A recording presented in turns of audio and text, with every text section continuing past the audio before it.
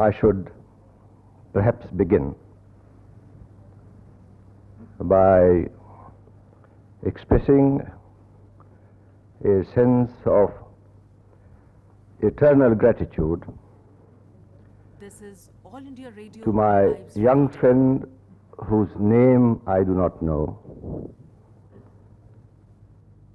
who pulled me up yesterday by saying that I had spoken about everything except the evolution of foreign policy. I am grateful to him for saying so, because when one is so involved in finding words for what one wishes to say, it is not often that one fails to convey. I am also reminded of a very wise remark made by some unknown composer of Kathopanishad, which is to the effect that apradnya iti pradnya. That is to say, non-understanding is also a kind of understanding.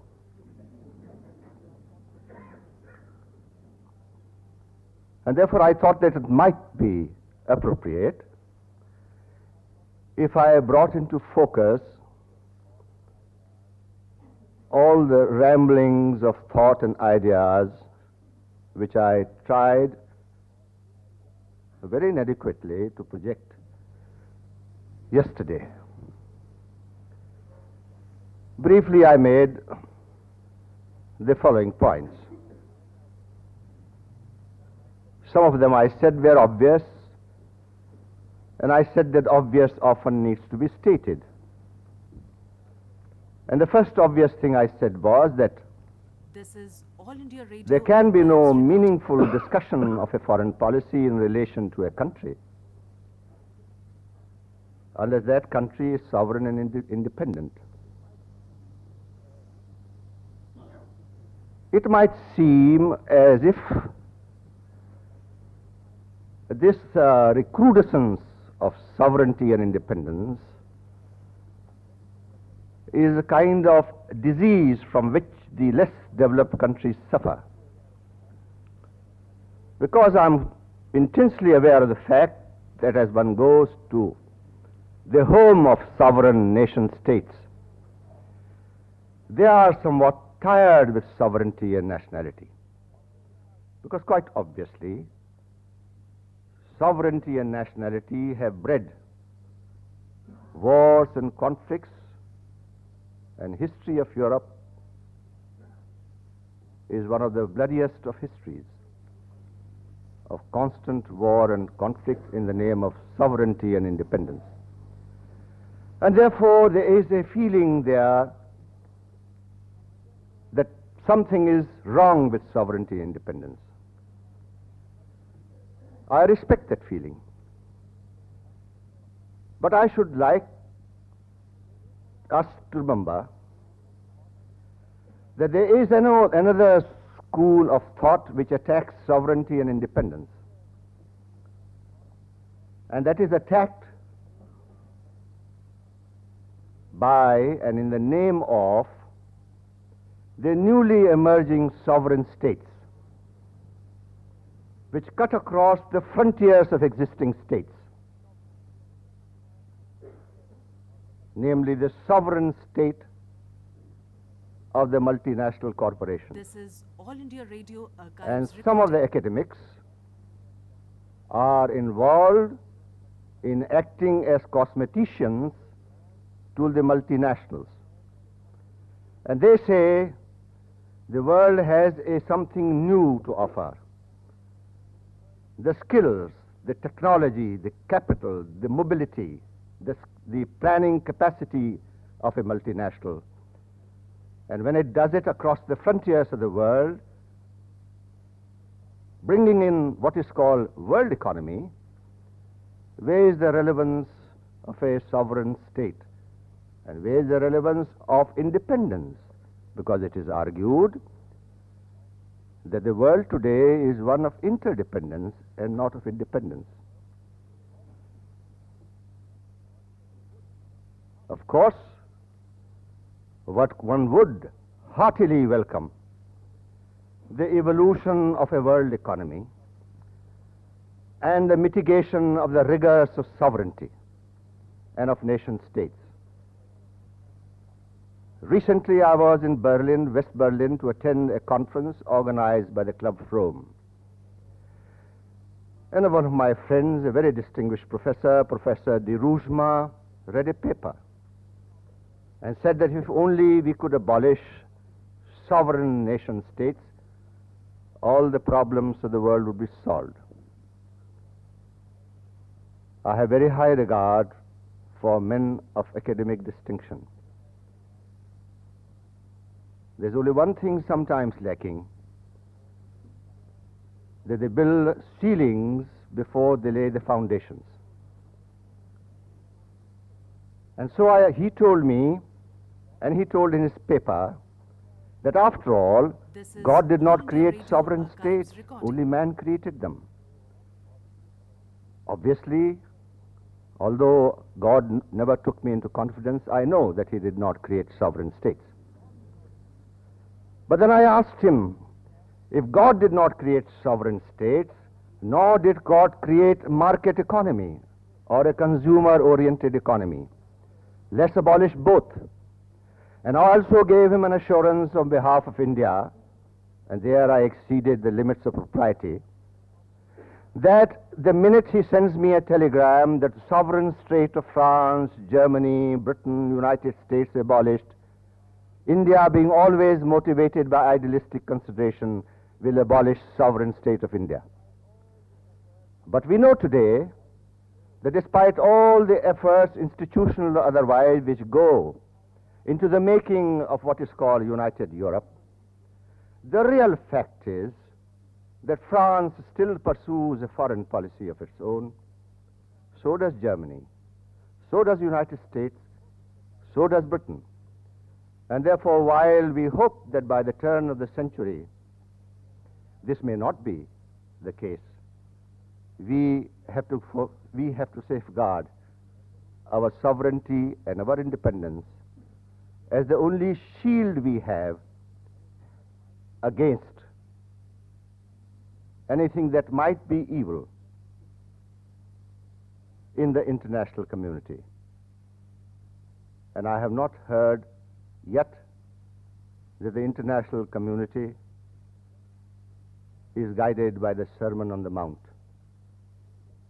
And that is why I took time to emphasize what was obvious, but which is nevertheless relevant in the world of today, This is that All for India the Radio poor Archives countries of the recording. world there is only one shield, namely safeguarding their sovereignty and their independence.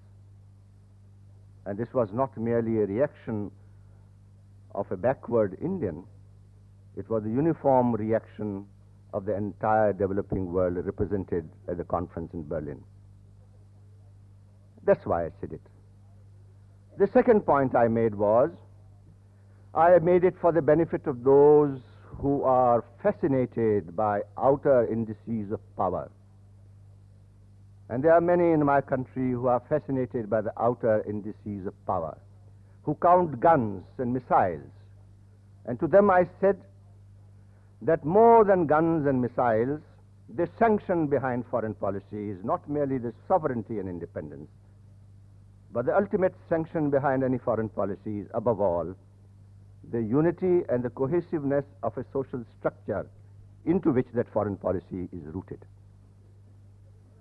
And the third point I made was that if we are not to live from day to day, responding as it were to ebb and flow of events, that if we are not to improvise foreign policy, but if foreign policy is to reflect some fundamental processes of history, and I am assuming that there are fundamental processes of history, the history is not sum total of accidents, that over a long period of time there are trends and tendencies, and these trends and tendencies can be understood in terms of interaction between continuity and change. That if this be so, then no, a foreign policy will be utterly, utterly blind if it has not an input into it of a deep insight into history, historical processes. Those are the kind of general considerations This is All India which Radio are valid for any Archives foreign recording. policy which wants a durability longer than a few years. You play your game and come to grief. But for a country like India, these conditions are fundamental. And I came to the conclusion yesterday that a foreign policy will be a hothouse plant, something sustained and supported by mere external props, if it does not grow out of the roots, the traditions of a country, if it is not nurtured by the soil of that country, if it does not excite the passion of vast multitude of the country.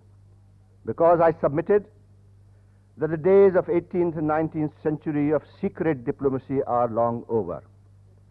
The intrusion of the common man is a patent factor disturbing the structures and diplomacy and its style in the world of today. And indeed, I should like to tell you that so perceptive a protagonist of a realpolitik as my very distinguished friend, Dr. Henry Kissinger, long before he became responsible, reflected the dilemma of our time. And I have a quotation from what he said, and I quote, "What is the future of democracy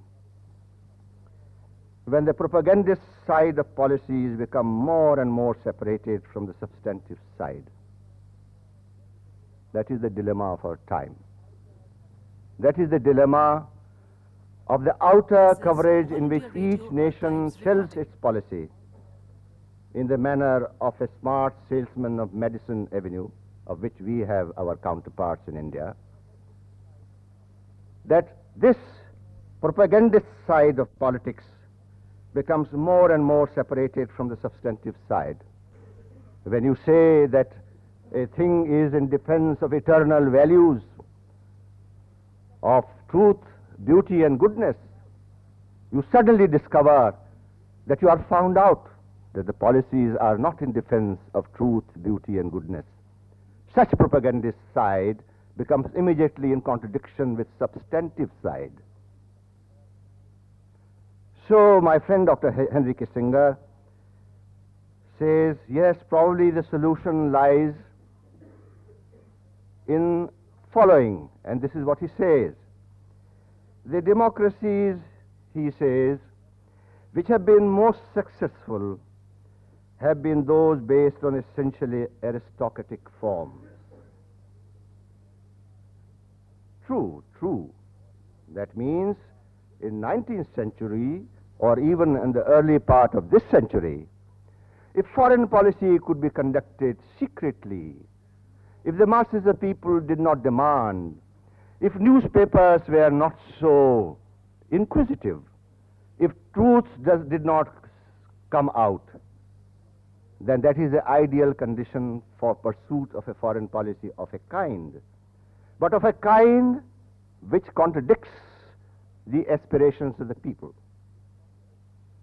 And that is why I said that in the world of today, a diplomat, a foreign minister, or anybody concerned with foreign policy, This is which All seeks India to Radio omit Archives recording. the intrusion of the great unwashed, is likely to come to grief.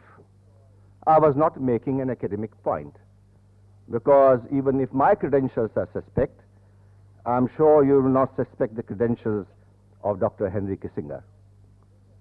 And in our country, there is a greater credibility attaching to imported ideas.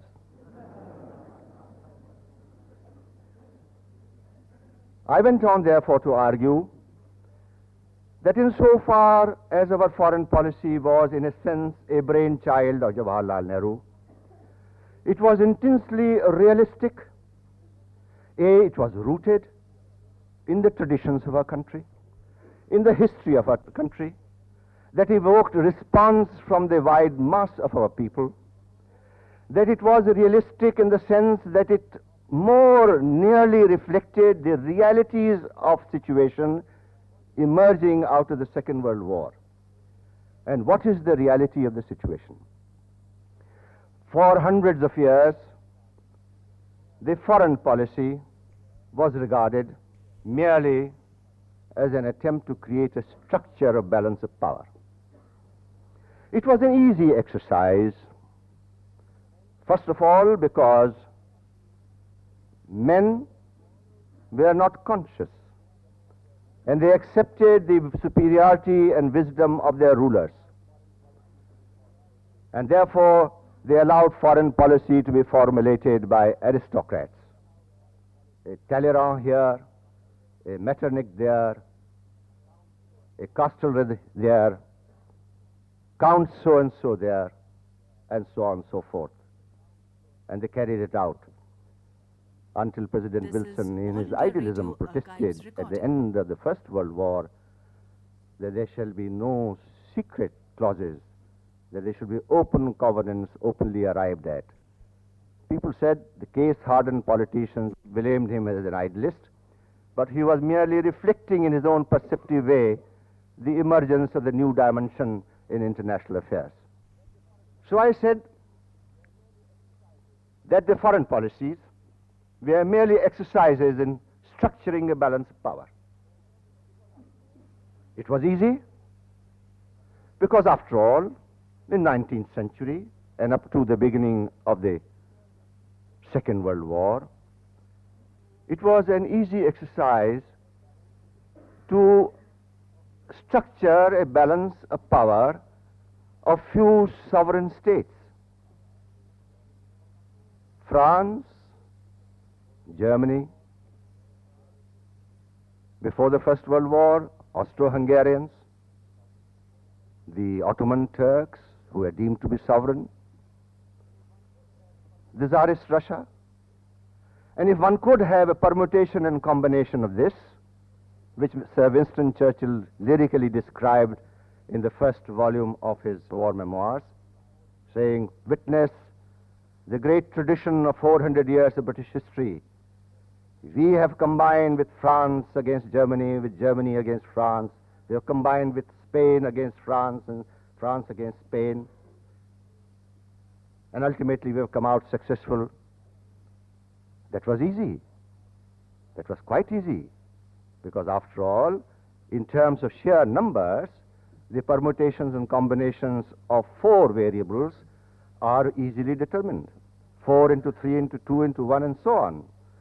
This is All But India Radio. in the world of today, with 120 or 30 odd independent nations, how do you determine the balance of power?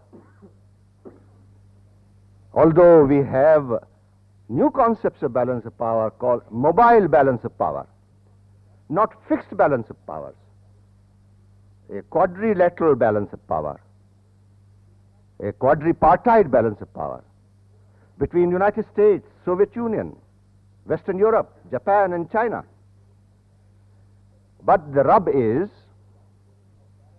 that according to the classical doctrine of Baron von Clausewitz, who has been the presiding deity of the military academies of the world, there was only one sanction behind balance of power, that ultimately went to war. And this is a very annoying question now. A balance of power is without sanction. Because we know in the nuclear age, everybody is terrified out of his wits, except Mao Zedong. And the Mao Zedong says, what does it matter if for the great cause everybody dies, Chinese will survive. But then the poor Czechs say that they too want to survive. And the Ruritarians say they too want to survive, they don't want to die for the greater glory of an ideology. That is the difficulty. That is the difficulty. That balance of power without a capacity to inflict a war as an instrument for enforcing that balance of power is by process of reductio ad absurdum an exercise in futility. And knowing the logical difficulties and practical difficulties, theories are being propined. Yes, global war is out of the question. After all, the very This first is strike All will India inflict Radio a casualty of Archives recording. 30 million or 40 million. And no sane general staff will order such a war which invites in the first strike, whoever be the first strike, such enormous losses. So there are new theories. All right, let's have limited wars. Then there is a refinement of the theory that instead of limited war, and along with limited war, let's have limited uses of nuclear tactical weapons. Now, I should like to know, a war game and how it is to be played, and between which parties, where there is a limited war, limited so that you use tactical atomic weapon. And where is the distinction between tactical atomic weapon and strategic atomic weapon? So we are back to square one. And we have seen the fate of limited wars. The limited war in West Asia is causing acute crisis. A limited war in Korea led to nowhere. A limited war in Vietnam produced no results except a peace settlement around a table in Paris. So what is the guarantee that limited war with tactical nuclear weapons will produce any other result? And that is why Mr. Nehru, more than anybody else, more than any other statesman of the world whose eyes were bloodshot by Cold War, saw more clearly and coolly the nature of the world which has now emerged, of which the symbol is the nuclear weapon and all that goes with it. And after all, it is a trite saying, technology does This is determine All India Radio tactics and Archives strategy. recording. So it happened when tank came into being. And so it is when nuclear weapons come into being. And it will be very supreme folly if one does not take into account the full implications, the linkages between technology and modern war.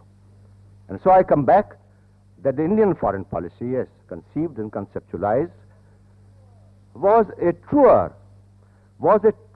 understanding of the world as it emerged. People thought that Mr. Nehru is wide-eyed and an idealistic gentleman. But time and again, if you read carefully what he had to say, he said quite carefully that the world of today does not lend itself to coexistence between confrontation and cooperation. And with passage of time, it is either or. And the events as they unfold themselves put us teasingly this question, either or. But our minds and human minds always display a time lag between the reality and its perception. And so we call into being all the arguments and arsenals of the established chanceries of the world, which are fed on the diet of Baron von Clausewitz and all that goes with it, even though times have changed. Now you might say that this is too lyrical a view of our foreign policy. But even if it is lyrical, I think it has stood by and large the test which you must apply to any foreign This policy. is All India Radio Did it or Archives did it recording. not serve our national interest? And while serving our national interest, did it aggravate, accentuate the crisis in the world? There are few landmarks where our interests were involved. We were hardly born as a sovereign independent state. When we were summoned by the battle cries of the Cold War, by saying that we, being a democracy, must join a crusade against international communism. That was the flag under which Cold War was fought. And Mr. Nehru said, there is in fact no such phenomenon, an undifferentiated phenomenon called democracy and an undifferentiated phenomenon called international communism. Way back in 1927, while reporting to the Indian National Congress the results of the deliberation of the Congress against League Against Imperialism in Brussels, Mr. Nehru said, and I should like to quote from what he wrote. It is contained in his second volume of collected works, and it is interesting. It is interesting because there are many amongst us who fancy themselves to be hard nuts and who think that Mr. Nehru and the foreign policies which we pursued and conceptualized was some sort of a exercise in dreaming. This is what he says. I shall now, and I quote, I shall now deal with the present crisis in China and as to what we can do in regard to it. This is all The India news Radio that reaches applies India about the reporting. Chinese struggle comes almost entirely through British official or semi-official agencies, and the real truth seldom appears in the Indian papers. As England is intimately involved in the present crisis, it can easily be imagined that no chance is missed to run down the national movement here. The importance of the Chinese struggle cannot be overestimated. It is not merely the attempt of an oppressed nation to regain its independence. It is that, of course, but the methods employed have made it into a direct attack on a system in vogue in almost every country, in almost every country except Soviet Russia. However, all this does not mean, and this is I would like you to note, he goes on to say, however, this does not mean that Chinese Republic will be fashioned wholly on the lines laid down by Marx. Even Soviet Russia, owing to the pressure of the peasantry, has had to give up part of its communism. And in China, where the small peasants is the deciding factor, the departure from pure communism will be the greater. This was in 1927. And the experience has shown that if Mr. Nehru and others in Foreign Office had swallowed wholesale the ideology of the Cold War and accepted the validity of a concept called international communism, we should be looking a little foolish today because times have changed. The Chinese and the Russians didn't join together in response to urgings of Karl Marx's Communist Manifesto that the workers of the world This unite. is All India Radio The applies Chinese reporting. workers, according to the logic of Manifesto, might have united with the Russian workers and found a union of Soviet Socialist Republic from Kiev to Peking, if not to Canton. The reality is different. The national factor must be taken into account in the contemporary world. And the national factor is increasingly important because, after all, whatever the outer covering, the flags under which people march, the reality keeps bursting through, and the reality is a Yugoslav reality, a Romanian reality, a Chinese reality, even while draping itself in hammer and sickle, is trying to grapple with the problems of their own, in terms of their own perspective, their own tradition, and the way they see things. And therefore, any attempt to judge international events by the touch of ideology will be a failure. And that was the failure of the 30s, when it was all too readily assumed, and we must draw a lesson. It was all too readily assumed that because Adolf Hitler was saying that he was going to fight communism, that he would in fact fight communism. Because when it came to have easy pickings, he found that France and Norway were more vulnerable than direct assault on the citadel of communism. And that whereas Mr. Neville Chamberlain had difficulties in reaching an agreement with Soviet Union, Mr. Churchill had no difficulty in overnight agreeing to be ally of Soviet Union. Ideologies do not count. Interests prevail, and interests are paramount. And it is in defense of our interests that we said that we are not amused by the slogans of the Cold War, that we are interested in cultivating our own little garden, barren though it is, and it was barren, that our interests are indissolubly linked up with international peace, and that we shall not throw our weight in a game of balance of power which will upset that balance, because balance of power itself without going to war is meaningless. And by process of reductio ad absurdum it can be shown that war is not profitable, is not feasible in an atomic age. And so, at all material times, whenever our interests were involved, whether in Kashmir, or Goa, or Hyderabad, or in more recent year in the great crisis which overtook our country in 1971, and time again, the policies that we pursued served our interests well.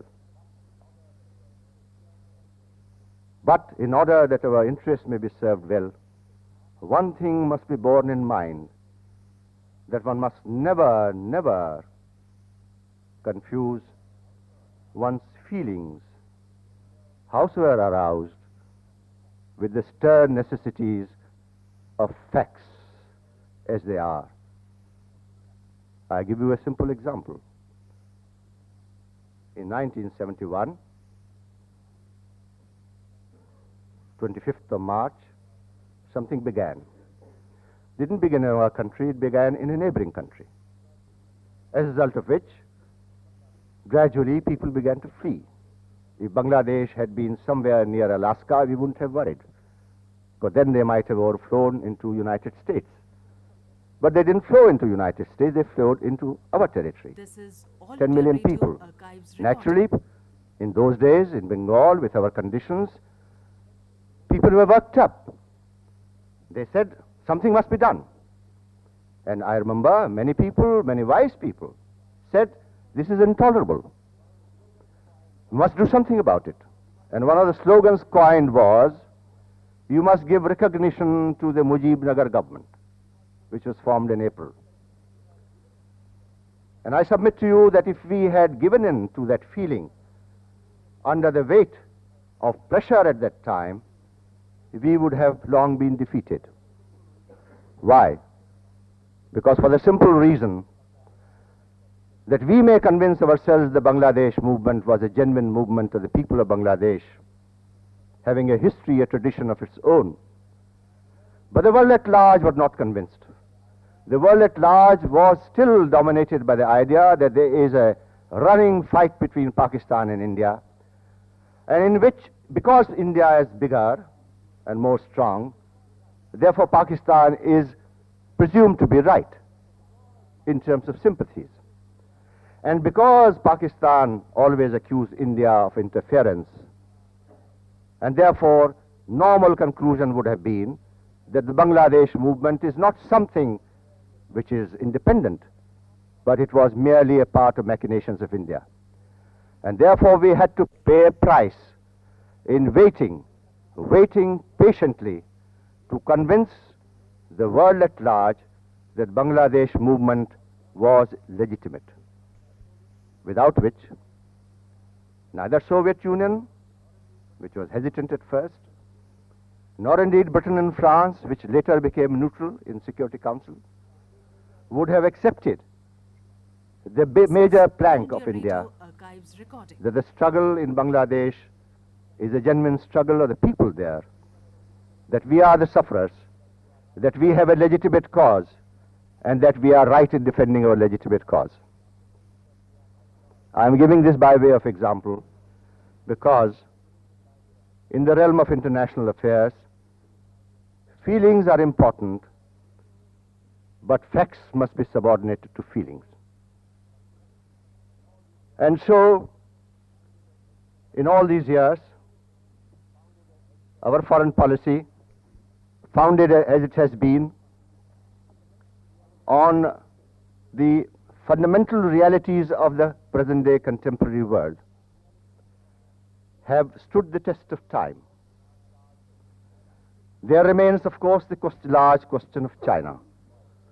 Large number of books have been written for and against. But I should like to submit for our consideration, for your consideration, that those who say that China is an example of a failure must remember that never in the history of India, the northeast frontier of India and its linkages with Tibet ever form part of thinking processes and concerns of India. And even today, if you travel across to Arunachal Pradesh, to outlying regions of India, you who feel patriotic while sitting in Delhi would realize that one has to go a long way in integrating that part of India with the mainstream of our life. This is All India Radio. And so when the British left, the only frontier we used to know through our history was the northwest frontier and the northeast frontier. It was unknown, unfathomed, unexplored land, and you could not establish yourself overnight by magic. The Chinese themselves were gripped with fear, a fear induced in China by her isolation.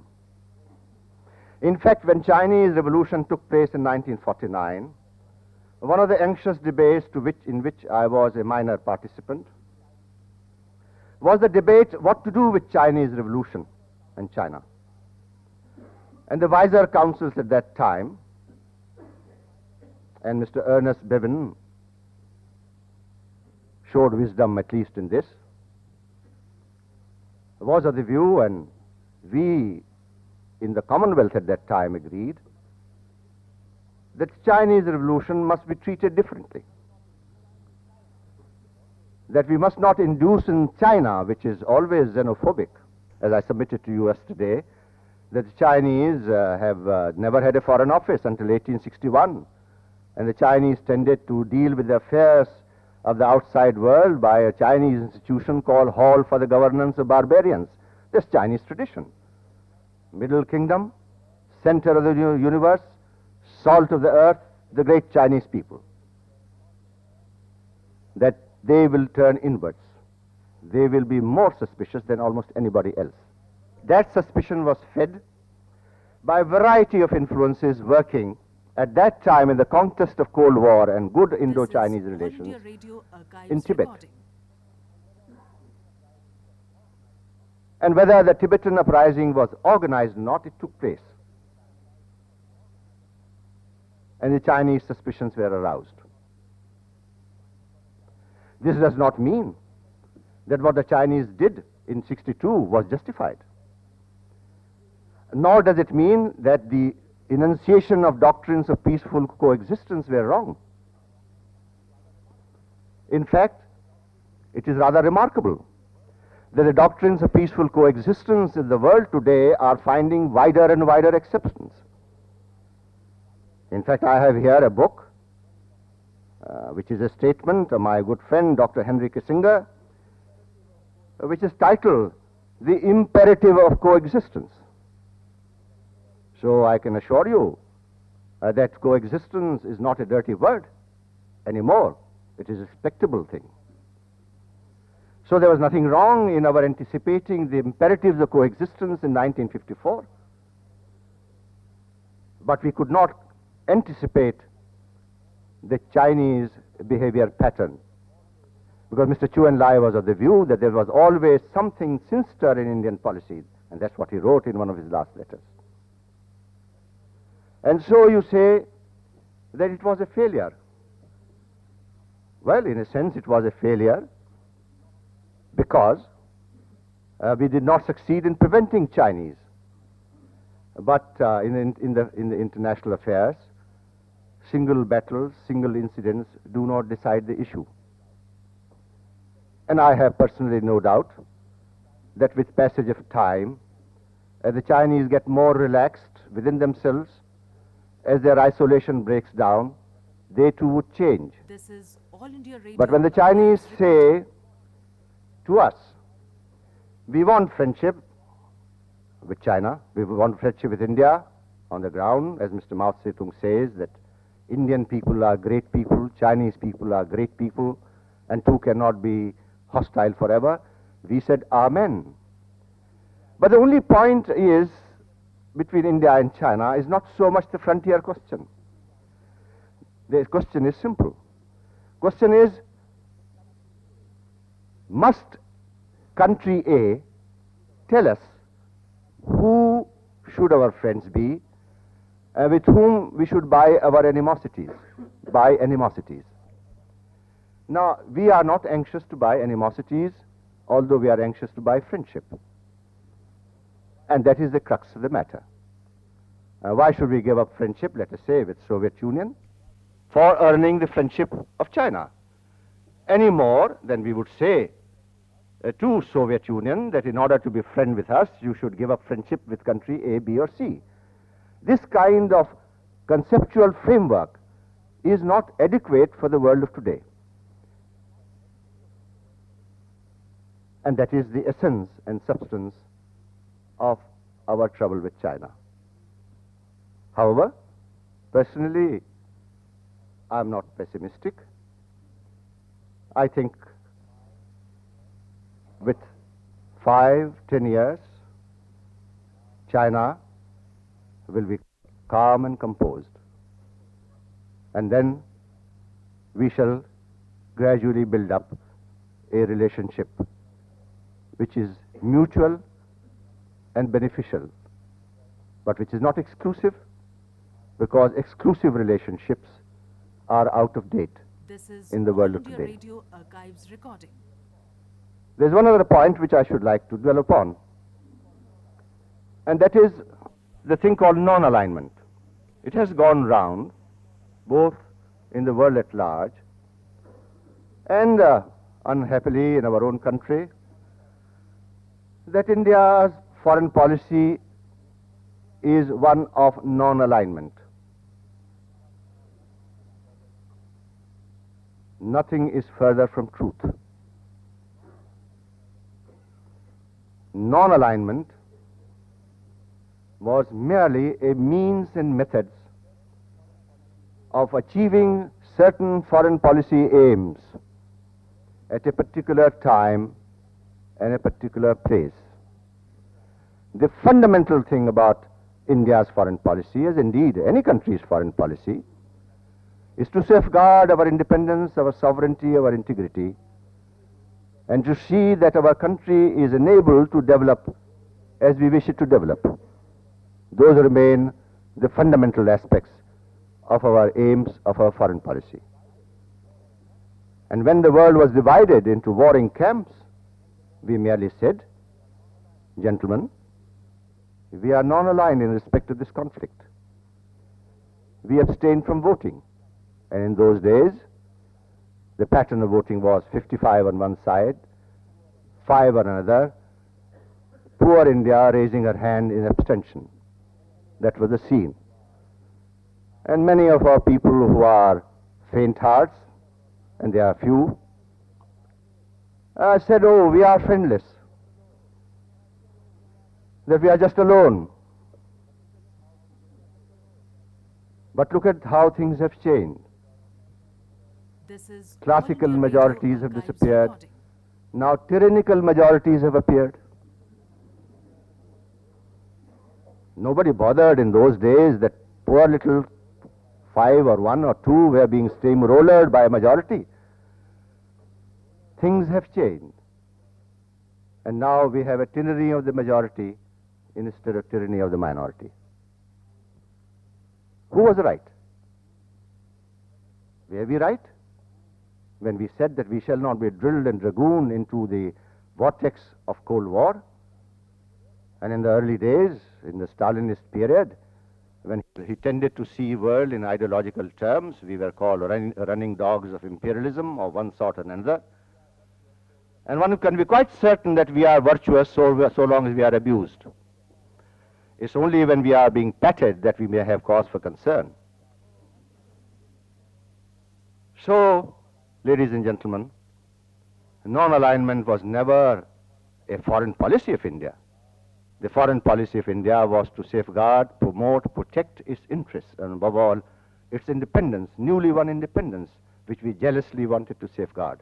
It's not coincidence that the slogan of non-alignment found a natural echo in the hearts of all the newly emerging countries.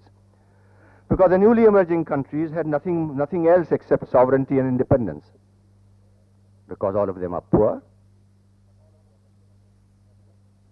but all of them have this new thing come to them, sovereignty and independence. And so, non-alignment was not the essence and substance of foreign policy. It was a means and method of achieving our aims at a particular time. This, of course, does not mean that that non-alignment is irrelevant in the world of today. If it were irrelevant, one wouldn't assemble 100-odd nations in Algiers or elsewhere, because the essence and substance of the world today is that even while this détente is being carried on, one has to be quite certain that at no material times it degenerates into 19th century kind of situation where there is a division of the world into spheres of influence.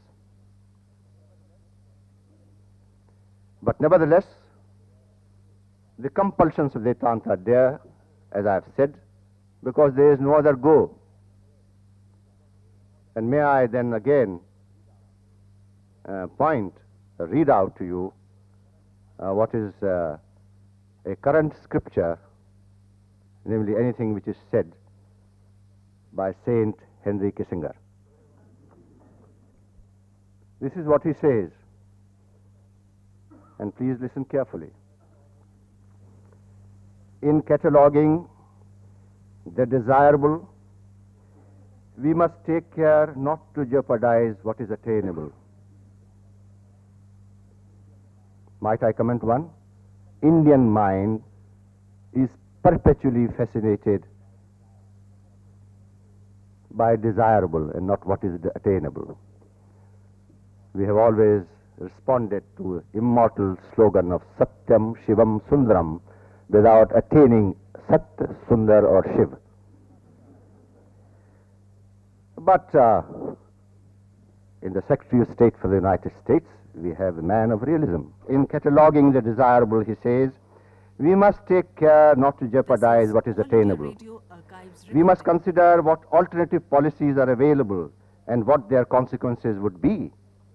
And the implications of alternatives must be examined, not just in terms of single issue, but for how they might affect the entire range of Soviet-American relations and the prospects of world peace. We must assess not only individual challenges to détente, but also their cumulative impact. If we justify each agreement with Moscow only when we can show unilateral gain, we must assess not only individual challenges to détente, but also their cumulative impact. If we strive for an elusive strategy, superiority, if we systematically block benefits to the Soviet Union, if we try to transform the Soviet system by pressure, if, in short, we look for final results before we agree to any results, then we should be reviving the doctrines of liberation and massive retaliation of the 50s. That is to say, we in India did not subscribe to those doctrines. And Dr. Henry Kissinger warns us against the revival of those doctrines. Der ayat, durust ayat. If, in short, we look for final results before we agree to any results, then we should be reviving the doctrines of liberation and massive retaliation of the 50s. And we would do so at a time when Soviet physical power and influence on the world are greater than a quarter of a century ago, when those policies were devised and failed. The futility of such a course is as certain as it is dangerous. Amen.